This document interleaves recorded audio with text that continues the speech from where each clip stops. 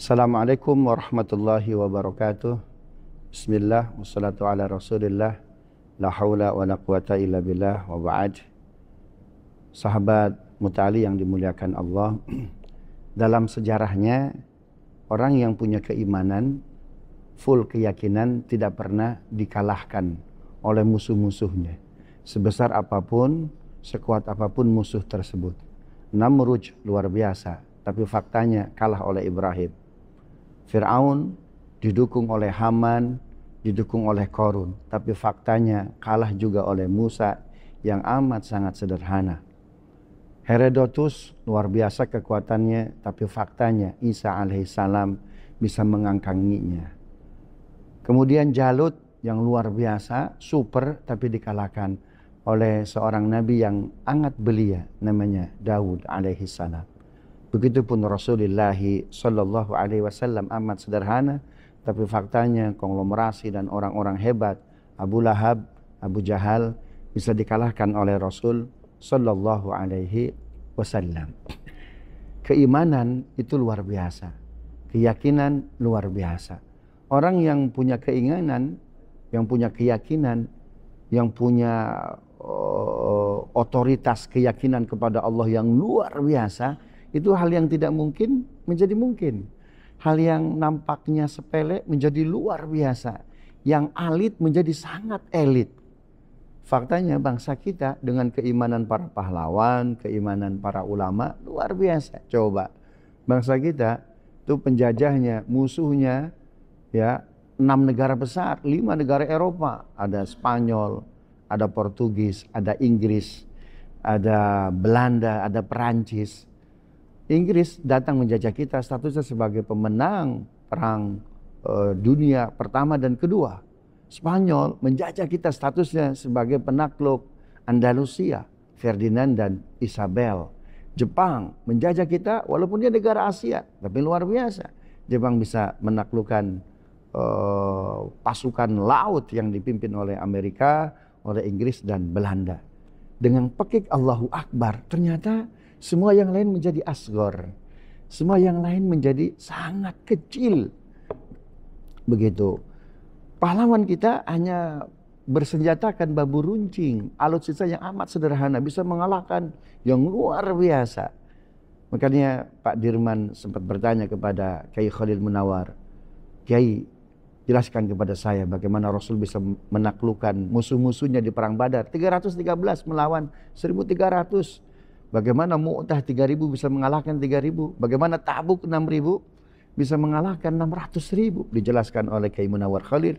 Itulah menjadi salah satu buku Sirah Nabawiyah di Republik kita yang luar biasa. Rupanya dengan keimanan sesuatu yang tidak mungkin menjadi mungkin.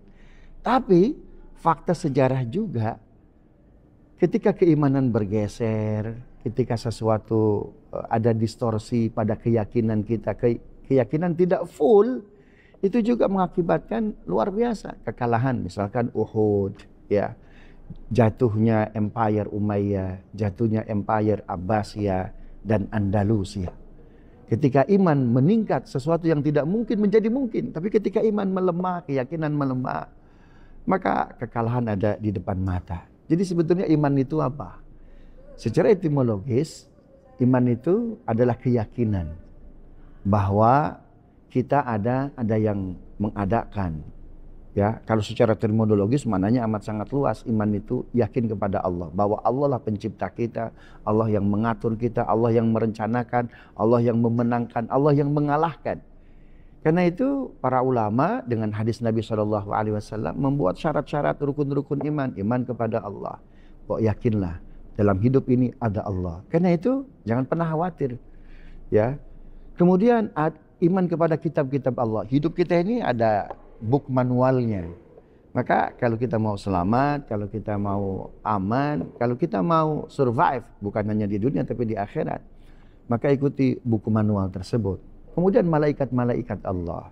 Kemudian iman kepada hari akhir. Iman kepada hari akhir ini adalah bentuk real justice, keadilan yang paling adil.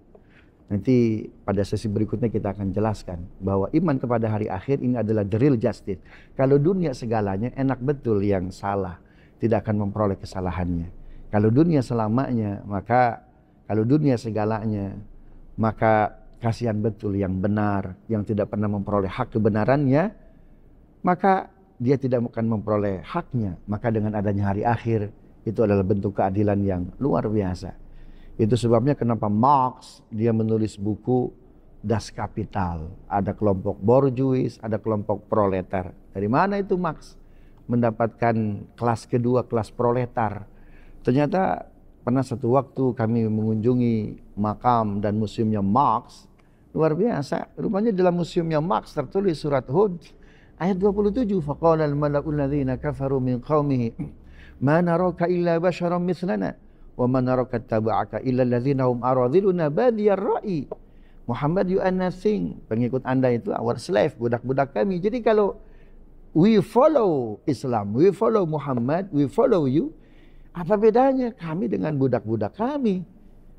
Karena itu kami nggak mau bergabung dengan Anda Muhammad. Menariknya, dari ayat ini dijelaskan bahwa pengikut awal Islam kebanyakan adalah slave, para budak. Kenapa para budak tertarik dengan Islam? Para budak mereka bekerja, tapi tidak pernah menerima gaji. Mereka bersalah, mereka menuntut haknya justru dipersalahkan. Karena itu mereka hampir-hampir hopeless. Maka datanglah Muhammad sallallahu alaihi wasallam. Hei para budak, Bilal bin Rabah, jangan khawatir, jangan takut. Anda budak boleh, tapi dunia bukan segalanya. Ada hari kiamat. Silahkan gaji kalian dimakan oleh tuan-tuan kalian, tapi akhirat akan membela kalian. Itu sebabnya Bilal bin Rabah, Ammar bin Yasir sangat tertarik dengan Islam. Sangat tertarik dengan Islam. Kenapa?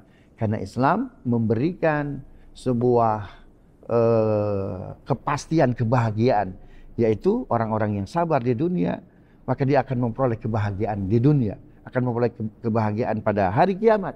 Itu sebabnya ada narasi Bilal bin Rabah, Ammar bin Yasir yang diabadikan dalam Al-Quran.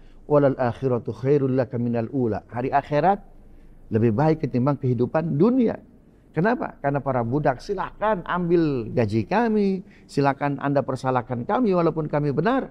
Kami hanya ingin kehidupan hari akhirat. Itu sebabnya Islam sangat digandrungi, diminati oleh para budak. Kenapa? Karena Islam menawarkan the real justice, keadilan yang amat nyata, yaitu adanya hari kiamat. Dan yang terakhir dalam terminologi Islam, keimanan kepada ketentuan Allah. Qadanya Allah, qadarnya Allah, baik buruk ataupun baiknya.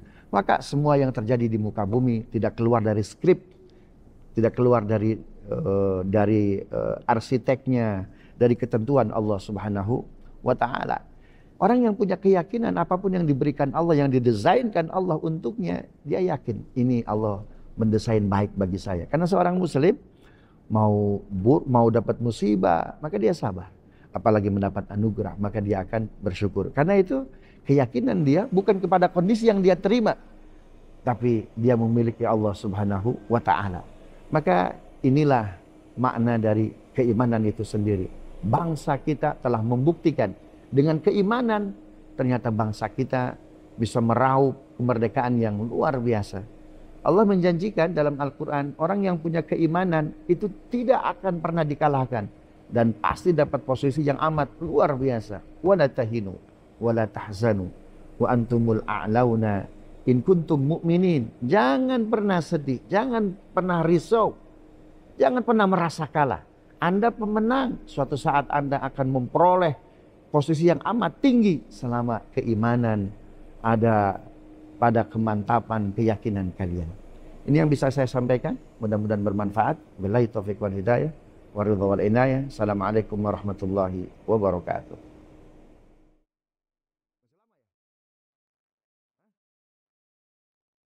Maka ikuti terus channel ini, mudah-mudahan ada manfaatnya, bisa menjadi pencerah, pengingat kita bersama bahwa kita ini satu bangsa, bahwa kita ini satu perjuangan.